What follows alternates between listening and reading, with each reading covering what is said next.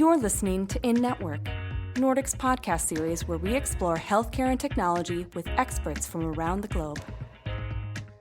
Hello, and welcome to the In Network podcast feature Designing for Health. I'm Nordic's Chief Medical Officer, Dr. Craig Joseph. And I'm Nordic's Head of Thought Leadership, Dr. Jerome Pagani. We recently sat down to chat with Dr. Sri Adusumalli, the Senior Medical Director for Enterprise Virtual Care at CVS Health. A practicing cardiologist passionate about using technology and behavioral science to improve the quality, safety, and value of care, Sri was the Deputy Director of the Nudge Unit at Penn Medicine, one of the first of its kind. He now devotes his time to improving access to and experience with healthcare in a retail setting.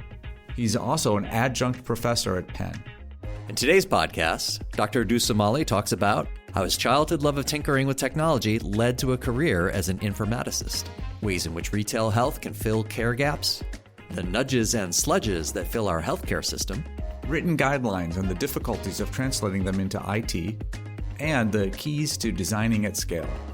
Let's plug in.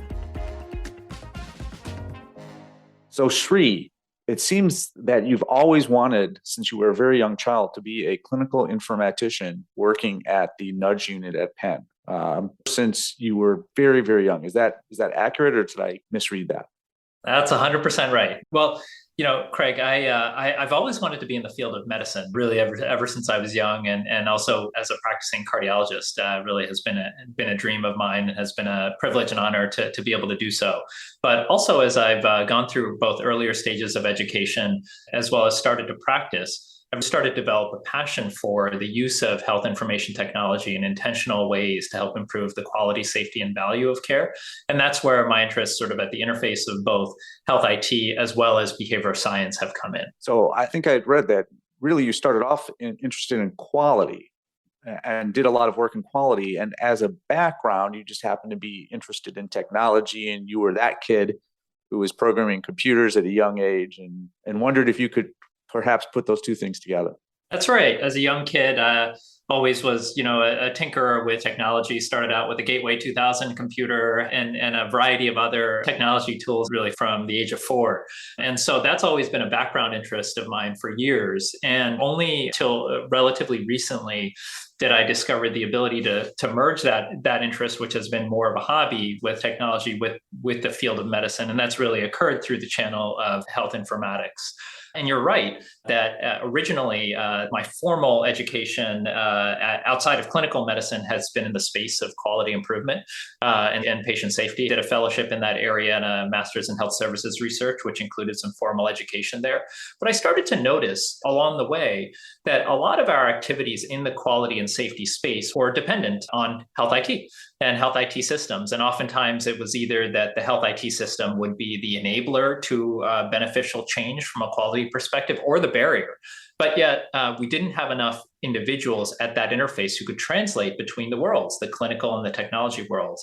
And that's really where I found my passion, in trying to deeply understand both worlds and serve as a bridge between the two.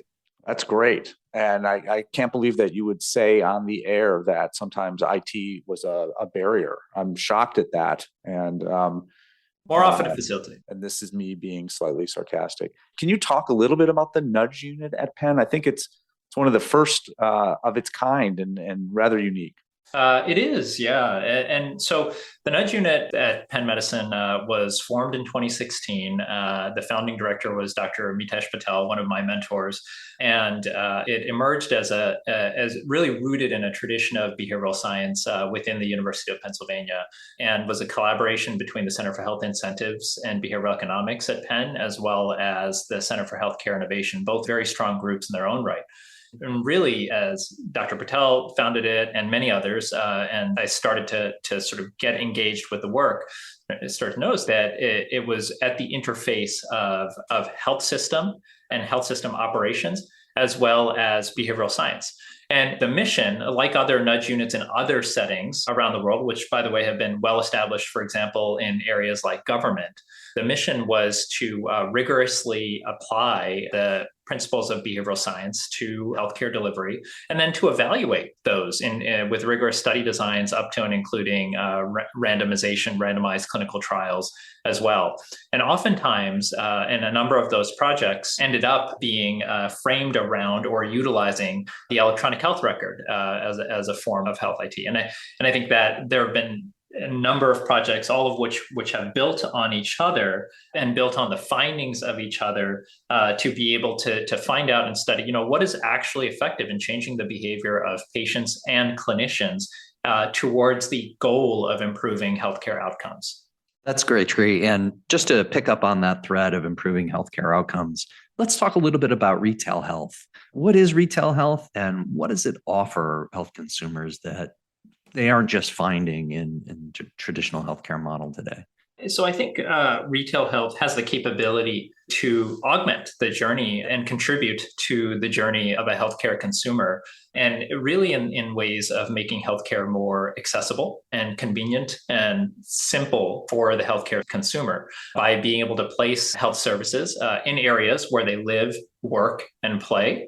And that also includes, for example, services like virtual primary care that can help consumers get their foot in the door, so to speak, into healthcare and to be able to start advancing their journey along with services like preventative health, which we know are often underutilized preventative screening services in healthcare today. So it really helps to bring healthcare to where the consumer is at and meet consumers where they're at, so to speak. And that sounds like it begins to solve one of those key problems in healthcare, which is the idea of engagement beyond those sort of episodic sick care. There's an interaction between the healthcare system and the patient when they're very sick and then they get better. And then there's sort of a lack of engagement in between. That's right. And we know that, relationships are a foundation of healthcare delivery, relationships between patients and their clinicians, and the trust within those relationships. And one thing that retail health hopes to build on is building out those relationships and building trust between patients and clinicians in ways that are easy and convenient for patients to be able to advance healthcare outcomes. And not only convenient for patients, by the way, also we know that there's lots out there about workforce burden on healthcare workers. And we know there's an epidemic of clinician burnout. And oftentimes, there might be ways through retail help to help those clinicians and providers practice in ways that are also able to reduce the burden of burnout for them. Sri, let's talk about a recent article that I read in JAMA Cardiology that had a lead author that was you. Congratulations on that article, by the way. It was, I think, well received. I certainly liked it. In that article, you were studying if it was possible to increase the uptake of cholesterol-lowering medications. So to do that, I think, if I understood your article, there were a couple things that you looked at. One is, those cholesterol-lowering medications need to be prescribed. That's one issue. And the next issue is that they need to be picked up at the pharmacy, and they also need to be taken by the patient. And so can you talk a little bit about that study and what you learned? Yeah. Thanks so much, Craig. So that study, which, as you noted, was published in JAMA Cardiology back in November, was conducted with the primary aim of studying effects of nudges embedded within workflow to clinicians, patients, or both to increase guideline-directed statin prescribing. As you noted, statins are cholesterol-lowering medications that there's, at this point, decades of evidence in our field that show both reductions in mortality and morbidity for cardiovascular disease, which also, as we know, is the leading cause of mortality and morbidity generally in the US and globally. So, we think lots of potential for impact here in terms of improving healthcare outcomes by nudging clinicians and patients to prescribe and then take statins. This study is part of a portfolio of work that we've done within the Nudge Unit on statin prescribing. It's a great sort of example of nudging in action and nudge units in action, in the sense that the goal of these nudges were to improve outcomes without restricting choices. And what we were trying to study was the way we were presenting choices to clinicians within the electronic health record, as well as to patients, and the way that we sort of frame those choices as well. So, this study really was rooted in portfolio work that we've done starting a couple of years ago, where Dr. Patel had completed a study utilizing a dashboard with a list of patients who are eligible for statin prescribing, where a clinician could indicate that they'd like to prescribe statins. And part of the nudge was helping to facilitate the statin prescription. But all of that was done outside of workflow. And subsequently, we did a study inside of workflow directed towards cardiologists, had a couple of key learnings there, and then incorporated those now into this randomized control trial. And so what this study was about was we wanted to expose clinicians within the EHR to an alert that both presented information on eligible patients for statin prescribing, that a patient was eligible, and this is the type of statin they should be on, and this is why. And we wanted to present it at an appropriate time and workflow where a clinician was ready to sign orders. So each of those steps we thought pretty carefully about how to architect that nudge to be most convenient and accessible to the clinician and present the correct information. So that was one aspect of it. Along with that, also within the EHR, again, so within workflow, we sent a message to clinicians via an in-basket with peer comparisons on statin prescribing rates. So we're trying to pair multiple concepts from behavioral science together. So that was a clinician-focused intervention. Patient-focused intervention was actually a simple text message nudge that was delivered prior to a visit to a patient to be able to ask them to discuss statin prescribing with their clinician, and then also gave them a shared decision aid. And then we had another arm of this randomized study, which actually combined those both, clinician and patient nudges. And ultimately, the bottom line is what we found is that the combination of clinician and patient nudges was most effective in raising rates of statin prescribing. So I think it's a good example of workflow, electronic health record-based interventions that can help increase guideline-directed care, but then also grounded in evidence-based principles of behavioral science and how you can combine those interventions together. Moving forward, that these were designed and tested in one EHR platform, but they could be in the future, scaled even beyond the health system they were designed. I love it. And it's everything that, we talk about all in one study. I think what was great is that you did combine, you kind of stacked learning upon learning, and then also combine multiple ways of showing folks the right way, but also giving them, of course, the choice for the patient in front of them to not go with the guidelines if appropriate. And really, to me, the key learning from your study was details matter. So it's the wording of the alert. You mentioned the workflow impact, that you were considering exactly what was the right time to send this message, this reminder to the clinician. You gave them the appropriate information that they needed, some of it that they needed. So, hey, this is what the risk score for your patient is. This is the indication. Some that they maybe didn't want to see, which is, and by the way, the percentage of your colleagues with similar patients to here's where their percentages are in terms of following the guidelines. It all kind of comes together. And so what was the final outcome? Did you cure hypercholesterolemia in the Philadelphia area? Is it all done now? Are you out of work now, Sri? Is that what's happening? That would be an aspirational goal. Still, certainly plenty of work to do. And ultimately, our nudge increased statin prescribing by 7.2 percentage points relative to usual care, the combined patient and clinician nudge. And, this was, keep in mind, in a population of patients who weren't already prescribed statins. So perhaps those who might even be harder to reach. But that being said, the group already has additional work underway to think about, okay, how do we continue to build upon these learnings? Because, behavior change is about motivating individuals. It's about reminding individuals to change behavior. And it's also about making things easy and simple and giving them the ability to do so. It's sort of the nexus of those, and essentially summarized by our Chief Innovation Officer at Penn Medicine, Roy Rosen, likes to use the term, make the right thing to do, the easy thing to do. And I think that that's really what we continue to strive towards, whether that's purely within the EHR and using health information technology, but then also, how do we go beyond that with workflow, with automation, other ways. We talk a lot about the convenience aspect for consumers and the improved engagement and things like that. But I hear you pulling on that thread of the clinician workforce as well. There's a positive aspect there. It's more care team management of healthcare, and that's great. So the engagement piece talks about one of those problems in healthcare that retail health can solve. There are other care gaps in healthcare.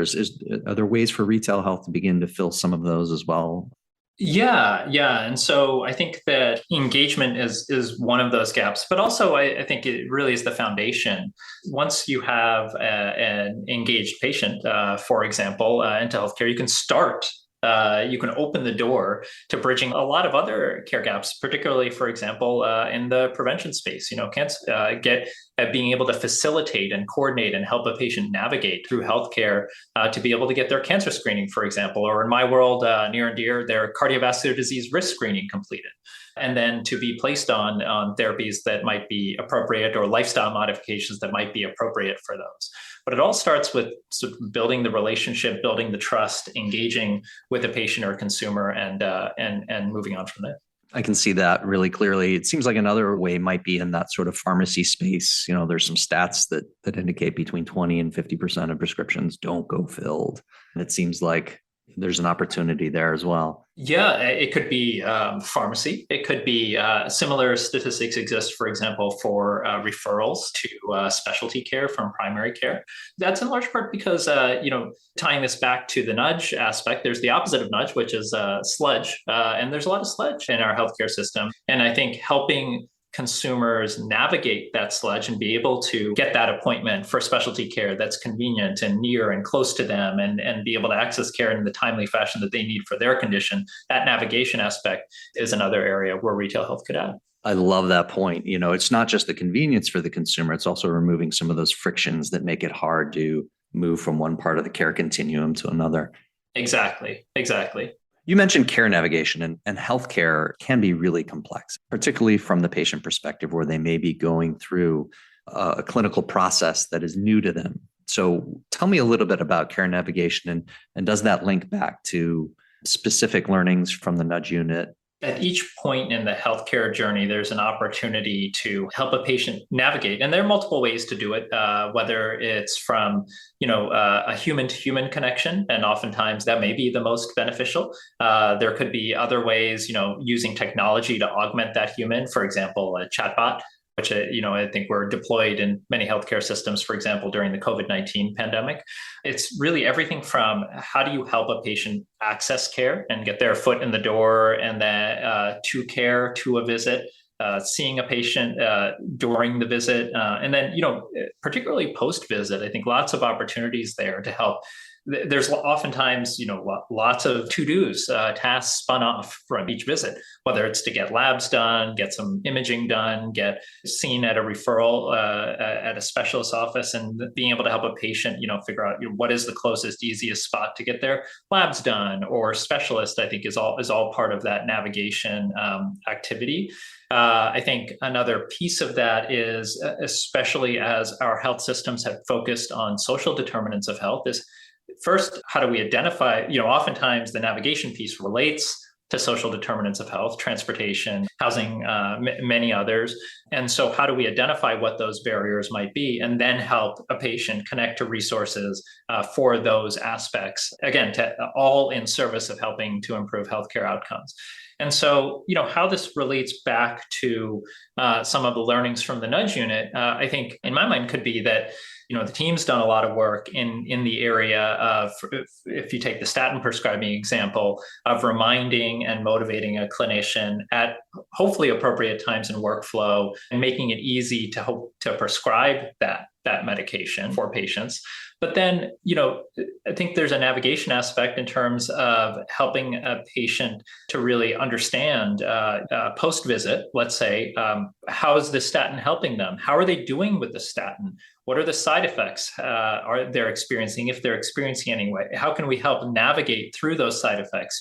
What's the easiest way to get to a medication? Or if the medication is not as effective, for example, in terms of lowering cholesterol, what are next options?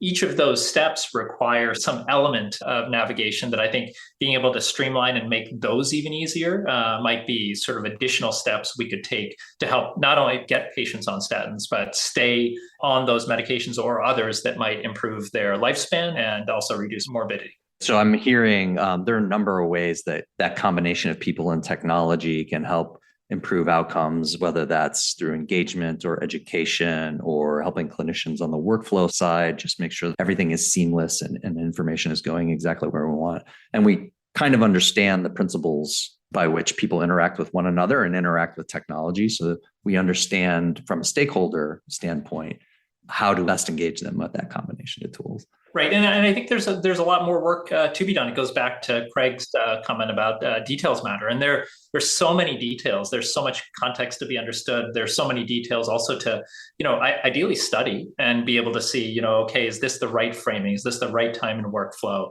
Is this the right way even of translating the guidelines? That was another aspect, by the way, that we thought a lot about is how do we translate the science and the evidence into a form that could be computable, that could be presented within an EHR to a patient. So all of these aspects are opportunities, I think, going forward, and not only to statin prescribing, but many other areas of guideline-directed care. I think that's an excellent point, actually, that we is not talked about enough, that often the guidelines, what physicians are supposed to be doing are written in English, and most humans can look at those and decide what they're supposed to do and try and do the right thing. However, we get into arguments on the IT side because it's hard to make these into computer readable terms. You had mentioned the guidelines around statin prescribing. As a pediatrician, the one I'm thinking about mostly is immunizations. And the CDC and FDA have long had these very detailed recommendations, but sometimes they said things like has to be at least a year, or sometimes 2 months. And, hey, how do I tell a computer what 2 months is?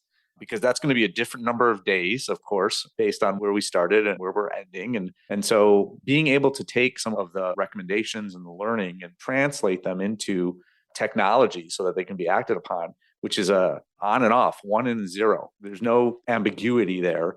It is very complicated. And you ran into it here. And it's something that we really do need our policymakers to take into consideration. Certainly some organizations, I know the American Academy of Pediatrics has a group that looks at their recommendations and their guidelines before they get published to ensure that they can be as easily as possible translated into machine readable, machine interpretable guidelines. Are the cardiologists on board with this, or are you all ahead of us or behind us pediatricians?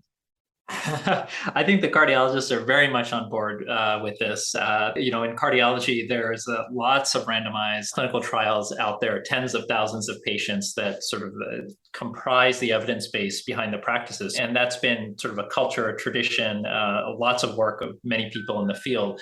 I think our professional societies have been thinking very deeply about how to then take, all of that evidence that then makes its way into guidelines, and then think about how do you actually implement those guidelines, and particularly because EHRs and health information technology are right at the forefront. That is at the interface of where clinicians and patients are at. How do you bring those guidelines to life in that venue particularly? And I couldn't agree with you, Craig, more in terms of the translation aspect. Many things can be written within, let's say, a guideline, but really thinking about how to translate those. Even in our example, how do you define in a computable fashion clinical atherosclerotic cardiovascular disease? And that might be maybe one of the more easier challenges in translation, but still one that we found in a way that the EHR could consume it was a challenge. And that's really a role, I think, for a clinical informaticist who could sort of bridge both worlds, know the clinical aspect, and then also think about, okay, what are the groupers that need to be created to help to really implement this guideline, as an example. Yeah, groupers are the sexy part of IT. Yeah. Having created more SNOMED groupers than I care to admit to. Let me ask you a very serious question about naming of these studies, because clearly cardiologists know how to name studies and they come up with titles that are just amazing. So is that a year? Is that part of your fellowship, or, where do you learn how to name some of these studies? Because I think all of us non-cardiologists were jealous. We want to know. It should be a part of fellowship training. Unfortunately, this latest study we did not name it, which we should have. But there is a long tradition in cardiology with fantastic names for studies, and I think really helpful. It helps us keep these studies top of mind, and oftentimes do describe what the study is about. See, there you go. I'm trying to make fun and poke fun at the cardiologists, and you won't have any of it. You're right. Those namings do make sense. Sri, you mentioned that intentionality of design is something we understand how to do in sort of small pockets, but how do we begin to apply the lessons learned there to the broader health ecosystem? That's a great question, Jerome. But I think first, as we build upon the pockets of work that have been done, to really make sure our stakeholders are at the table from the beginning. And that means clinicians, and again, not only physicians, but the entire care team. To go back to another theme we had talked about, that medicine is a team sport. So at the beginning, users, clinicians are at the table as we're designing interventions, whether that's an alert within the EHR or otherwise, and patients, of course, themselves as well. So the more we can do that, I think the better. And that's, I think, one of the lessons also from the Nudge Unit is really trying to stay in lockstep. And certainly with every project, we could do it better, but really trying to stay in lockstep with stakeholder groups, with patients, with clinicians who will be seeing these and using these tools. So that's one. But then we should really try to share what we're learning, and that's another thing that the Nudge Unit I think is really strive to do, which is share the learnings and create them in scientific fashion using rigorous study designs, but then also share what works. The statin study was an example potentially of approaches that could be used and built upon that worked in terms of increasing statin prescribing. But there were other studies. I'd mentioned one we had done in the cardiology world that didn't lead to statistically or clinically significant increases in statin prescribing. But yet there's still learnings to be had from that work. And we published that. It was also published in JAMA Cardiology, even though it was a quote unquote negative study. But those learnings directly informed what we put into this study. And our hope would be that the learnings from this study that then others could take and build upon them. I also think that as EHR platforms become more wide, EHR platforms in general are already widespread, but potentially as certain platforms do more users, more systems are on them, that perhaps on those that have higher utilization or adoption, there might be opportunities for partnership and being able to embed in foundational ways these types of tools, such that every system doesn't have to recreate them on their own, and that we could use evidence-based, let's say EHR alerts, across platforms. Yeah, what you're saying really resonates with me, and it reminds me of the title of Chief Innovation Officer. And I'm not sure who originated this, but it's pretty popular now. The idea that really you shouldn't be a Chief Innovation Officer, you should be a Chief Imitation Officer. And so often it's really not innovation, that you're not doing something de novo that no one has ever done before. You're facing the same problems that others have faced. And a good thing to do would be to learn from others and stand on the shoulders of others. And that's what you're talking about. And so I do think it's important. The Nudge Unit, of course, is generating knowledge, which is terrific, but also getting that knowledge out there to the masses is a key part of your role and the role of the Nudge Unit and your current role too. So I can't emphasize that enough. It's not that helpful if you just figure something out and then don't tell anyone. So thank you for putting all that information out there and then encouraging us to copy it. And I think it goes both ways, Craig, too, whether we figure something out and it leads to an improvement or whether we don't. What doesn't work, I think, is just as important, so that others can move in different directions or take the learnings from there and build upon, with their own work.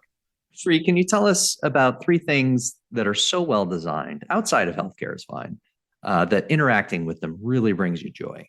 Yeah, definitely. I think that's a great question. And although these are outside of healthcare examples, it's sort of the same principles that apply. How do you make something simple, easy, convenient, the right thing to do, the easy thing to do, that I think we would be, to adopt those within healthcare, all the better. But a couple of those include, here on my desk, I have, the company, I think Dyson is known for their vacuums, but they actually make a variety of other things, including a desk lamp. And it is really fantastic. It knows the time of day. It knows where in the world I'm located, and it creates the exact shade of light for what should be appropriate to reduce fatigue. And even the way that it's sort of built to be on the desk is able to be used with a variety of devices, et cetera. So that does bring me joy in using. So that's one example. I think the other 2 relate to music, actually, another joy in general. But one is Sonos. It goes back to simplicity and ease of use, that it just is there and available when we need it, when we want it. Again, something ideally that we could apply to healthcare as well. And then the third example is the music service, which is certainly not endorsing any of these, but simply just observing, which is Spotify. The reason why that example is it knows what music I'm listening to. It knows it's able to predict what I might be interested in correctly, and there's an opportunity to interact with and reinforce that learning as well. All sort of concepts that I think could be applied in healthcare as well. Excellent. Sri, thanks so much for joining us. This was a fantastic conversation. Yeah, thank you. Thank you both, Craig and Jerome, so much for the invitation to join. I really enjoyed this. Thanks for tuning in. We hope you enjoyed today's episode. Check back for more episodes of Designing for Health wherever you listen to podcasts or on NordicGlobal.com. Till next time, we'll see you in network. If you enjoyed this episode, please leave us a 5-star rating and a review. This helps others find the podcast as well.